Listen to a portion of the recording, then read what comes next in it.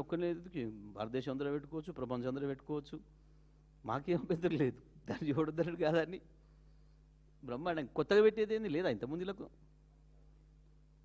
అసలు పుట్టినప్పుడే ఇక్కడ పుట్టినామని చెప్పే కదా. మీరంతా మర్చిపోయారా ఏంది? మీరంతా యాదమరుస్తుర్రు.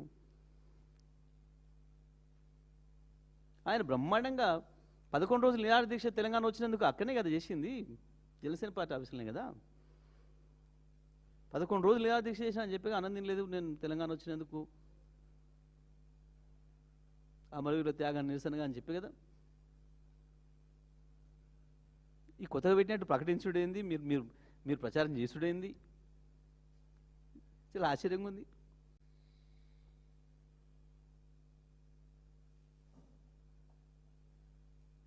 నిజంగానే మీకు ఇలా కొత్త పెట్టినట్టు కనిపించిందా? ఉన్నదేనా ఎప్పంచు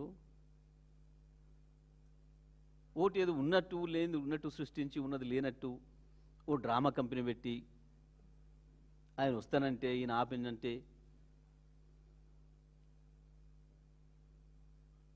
ఎవడొస్తే ఎవడా అప్పుడైంది నాకు అర్థం కాలే. మేమే చెప్తాం ఉద్యమ సందర్భంగా కేసీఆర్ గారే చెప్పిండ్రు, మేము అద్భుతంగా ఉపన్యాసాలు పాటలలో కూడా చెప్పినాం, రావచ్చు పోవచ్చు, రొయ్యలు అమ్ముకోవచ్చు బియ్యం అందుకోవచ్చు అని చెప్తే కొత్తగా వచ్చేదేంది, ఇప్పుడు కొత్తగా పెట్టేదేంది? పుట్టి పెరిగిందే ఈడ, తిన్నదే ఈ తిండి, తాగేది ఈ నీళ్ళు, ఆ శరీరం అంతా నిర్మాణమైంది ఈ తెలంగాణ సొమ్ముతోని. కొత్తగా అయ్యేదేంది, కొత్తగా వచ్చేదేంది?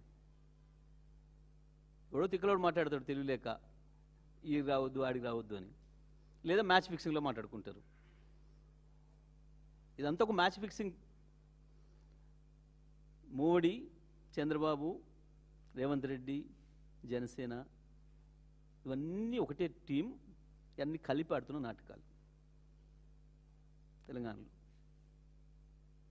కొత్తది ఏది లేదు, ఒకటే థియరీ, ఒకటే సినిమా, ఒకటే కథ, రకరకాల సినిమాలు తీస్తారు గింత మార్చి. గా పద్ధతుల్లో ఈ డ్రామాలు తప్ప ఏం లేవు దీంట్లో. ఏ సినిమా చూసినా ఏముంటుంది, చివరి ముగింపు అదే కదా. ఎట్లా? Okay, right, thank you.